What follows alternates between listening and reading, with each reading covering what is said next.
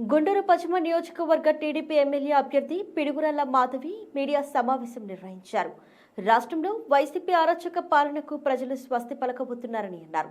రాష్ట్రంలో యువత గంజాయి మత్తులో ఊగుతూ వారి భవిష్యత్తు సర్వనాశనం చేసుకుంటున్నారని, టీడీపీ అధికారంలోకి రాగానే ఉద్యోగ వృత్తి కల్పిస్తామని, 20 లక్షల ఉద్యోగాలు కల్పిస్తామని తెలియజేశారు. వైసీపీ అధికారంలోకి రావడమే తరువాయి రైతాంగం దుర్భర జీవితం గడుపుతూ పండిన పంటకు గిట్టుబాటు ధర లేక కునరిల్లిపోయారని తెలియజేశారు. రాష్ట్రంలో మహిళలను నెట్ట నిలువునా ముంచి వారి భవిష్యత్తు తరాలకు కూడా కోలుకోలేని పరిస్థితి నెలకొందని, వైసీపీ అరాచక పాలనలో ఉద్యోగులు, కర్షకులు, కార్మికులు తల్లడిల్లిపోయారని అన్నారు. రాష్ట్రం అభివృద్ధి పదంలో నడవాలంటే మోడీ, చంద్రబాబు, పవన్ కళ్యాణ్ కూటమి మాత్రమే చేయగలదని స్పష్టం చేశారు. ఆంధ్ర రాష్ట్రాన్ని మనం చూసుకుంటే గడిచిన 5 ఏళ్ల జగన్మోహన్ రెడ్డి గారి పాలనలో రాష్ట్రం అస్తవ్యస్తంగా తయారయ్యి అధోగతి పాలయ్యి ప్రజలు ఏం చేయాలో ఎటుపోవాలో తెలియని అగమ్య గోచర స్థితిలో ఉంటున్నారు. ప్రతి ఇంటికి ప్రచారంలో భాగంగా ప్రతి ఒక్కరిని కలుస్తున్నప్పుడు ప్రతి ఒక్కరూ కోరుకుంటున్న ఏకైక అంశం ఈ అరాచక పాలన, ఈ అరాచక ప్రభుత్వం ఎప్పుడు మన రాష్ట్రం నుంచి వెళ్ళిపోతుంది, ఎప్పుడు మన తెలుగుదేశం పార్టీయే మన రాష్ట్రంలోకి వస్తుంది, ఎప్పుడు ఈ కూటమి గెలుస్తుంది, ఎప్పుడు మన ఈ రాష్ట్రం అభివృద్ధి చెందుతుంది అనే ఏకైక ఆకాంక్షతో ప్రజలందరూ ఎదురు చూడడం నేను చూశాను. అయితే ఈ గడిచిన 5 ఏళ్ల పాలనలో ఒక వర్గం కాదు, ఒక మతం కాదు, ఒక కులం కాదు, ప్రతి ఒక్కరూ వారి వారి అంశాలలో ఎంతో నరక యాతనను పొందారు. అందులో ఒక యువతను తీసుకుంటే ఈరోజు ఆంధ్ర రాష్ట్రం మొత్తం గంజాయితో, డ్రగ్స్తో నిండిపోయింది. యువత ఎటుపోతున్నారో తెలియని పరిస్థితి. ప్రపంచంలో ఎక్కడా లేనంత, మరీ మన ఇండియాలో కూడా ఎక్కడా లేనంత అరాచక పాలన మనం ఈరోజు ఆంధ్ర రాష్ట్రంలో చూస్తున్నాము. ప్రజలందరూ వాపోతున్నారు, అసలు ఏం జరుగుతుంది మన ఆంధ్ర రాష్ట్రం, ఎటుపోతుంది మన ఆంధ్ర రాష్ట్రం అని.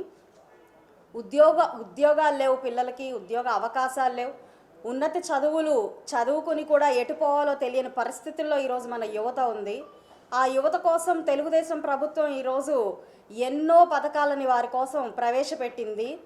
వచ్చి రాగానే ఈ 5 ఏళ్ల పాలనలో 20 లక్షల ఉద్యోగాలని యువతకు అందజేసే క్రమంలో వారు పనిచేస్తాము అని హామీ ఇచ్చారు. అలాగే ఉద్యోగ కల్పనలో లేని వారికి, ఉద్యోగ అవకాశాలు రాని వారికి నెలకి ఉద్యోగ భృతి కింద 3,000 రూపాయలు ప్రతి ఒక్క నిరుద్యోగికి వారి అకౌంట్లో వేసేలాగా ప్రభుత్వం ప్రణాళికలు రచించింది. అలాగే తీసుకుంటే మన రైతులు గడిచిన 5 ఏళ్లలో ఏ ఒక్క వైసీపీ నాయకుడు కూడా రైతన్నను పట్టించుకున్నదే లేదు. అలాంటి మన రైతన్నల కోసం వారు ఉంటేనే మనం ఉన్నాం, వారు ఉంటేనే మనం ఒక ముద్ద దిగే పరిస్థితిలో ఉన్నా కూడా వారిని ఇంతవరకు పట్టించుకున్న ఒక నాయకుడు, వైసీపీ నాయకుడు లేకుండా పోయాడు. అలాంటి రైతన్నల కోసం ఈరోజు మన తెలుగుదేశం పార్టీ కూటమి ఏర్పడి ప్రతి ఒక్కరికి ఏడాదికి 20,000 చొప్పున వారికి అందజేయాల్సిందిగా వారు నిర్ణయించుకున్నారు. ఇక చూస్తే మహిళలకి ఇంతవరకు ఏ ఆదరణ లేని ప్రభుత్వం కేవలం వైసీపీ ప్రభుత్వం మాత్రమే. ఎలాంటి ప్రభుత్వం మనం ఇంతవరకు చూసినా మన రాష్ట్రంలో ఎప్పుడు మహిళలు ఇంత దారుణంగా మోసపోయింది లేదు.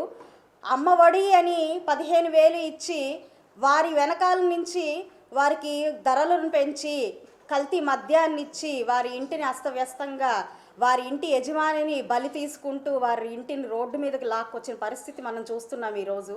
అలాంటి మహిళలకు పెద్దపీట వేయాల్సిన పరిస్థితి ఉన్నా కూడా వైకాపా ప్రభుత్వం భయంకరంగా మోసం చేసింది వారిని. అయితే మన మహిళల కోసం మన చంద్రన్న ఎన్నో పథకాలను ఈరోజు తీసుకొచ్చారు. దీపం పథకం కింద ఏడాదికి 3 ఉచిత సిలిండర్లు ఇవ్వబోతున్నాము. అలాగే మన పిల్లలు చదువుకుంటాను, విదేశాలకు వెళ్తాము అని అనుకున్నప్పుడు వాళ్ళందరికీ ఉద్యోగ అవకాశాల కోసం లేదా చదువుల కోసం వారికి లోన్లు ఇవ్వడం జరుగుతుంది, కలలకు రెక్కలు అనే మన ప్రోగ్రాం ద్వారా. అలాగే 18 ఏళ్ల నుంచి 59 ఏళ్ల వరకు మహిళలకి ప్రతి నెల 1,500 రూపాయలు జమ చేసే ఒక స్కీమ్ని మేము తీసుకొస్తున్నాము. అలాగే ప్రతి ఒక్క మహిళ అయితే చాలు వారికి ఉచిత బస్సు ప్రయాణాన్ని కల్పిస్తున్నాము. ఇలాగే ప్రతి ఒక్క మహిళకి వారి అకౌంట్లో వారి పిల్లల చదువు కోసం ఏడాదికి 15,000 రూపాయలు ఎంతమంది పిల్లలు ఉంటే అంతమందికి అందజేసే ప్రక్రియలో ఉన్నాము. ఇలా యువతని, మహిళలని, రైతన్నలని ప్రతి వర్గ ప్రజలని వారి బాధల్ని దృష్టిలో పెట్టుకొని ప్రభుత్వం అద్భుతమైన ప్రణాళికలను రచించింది. గడిచిన ఈ 5 ఏళ్ల అరాచక జగన్మోహన్ రెడ్డి పాలన, రాక్షస పాలన నుంచి విముక్తి కోరుతూ ప్రజలందరూ ఈరోజు చైతన్యవంతులై ఎదురు చూస్తున్నారు. ఏ వర్గం, ఏ రంగం వాళ్ళని చూసుకున్నా ఈరోజు టీచర్లను కానివ్వండి, లాయర్లను కానివ్వండి, డాక్టర్లను కానివ్వండి, ఇలాంటి పరిస్థితి ఎప్పుడూ మేము ఎదుర్కోలేదు అని ఎంతో ఆవేదనని వ్యక్తం చేస్తున్నారు. మైనారిటీలను కానివ్వండి, వారిని మరీ భయభ్రాంతులకి మేము బీజేపీతో కలిసామని, లేదంటే మాకు 4% ఉన్న ముస్లిం సోదరులకు ఉన్న రిజర్వేషన్లు తీసేస్తారని, ఇలాంటి అవాస్తవ ప్రచారాలు చేస్తూ వారిని భయాందోళనకు గురి చేసే పరిస్థితి ఈరోజు మనం చూస్తున్నాము. ఇంతటి అరాచక ప్రభుత్వాన్ని ఎప్పుడూ ఆంధ్ర రాష్ట్ర ప్రజలు కని విని ఎరగలేదు. కాబట్టి నేను ఇప్పుడు ఈ మీడియా తరపున ఒకటే సవినయంగా కోరుకుంటున్నాను, ప్రజలందరూ చైతన్యవంతులు అవ్వాలి, అయిన వారు ఇంకొకరికి చెప్పాలి. మనము ఖచ్చితంగా ఈ రాష్ట్రాన్ని అభివృద్ధి పదంలో నడపాలి అని అంటే మన కూటమి గెలవాలి. ఈరోజు మన 3 నాయకుల్ని మనం చూస్తున్నాము. ఒక విజనరీ లీడర్ని మనం చూసాము. ఆయన వెనకాల ఆయన తోడుగా నిలుస్తున్న లక్ష్మణుడు లాంటి ఒక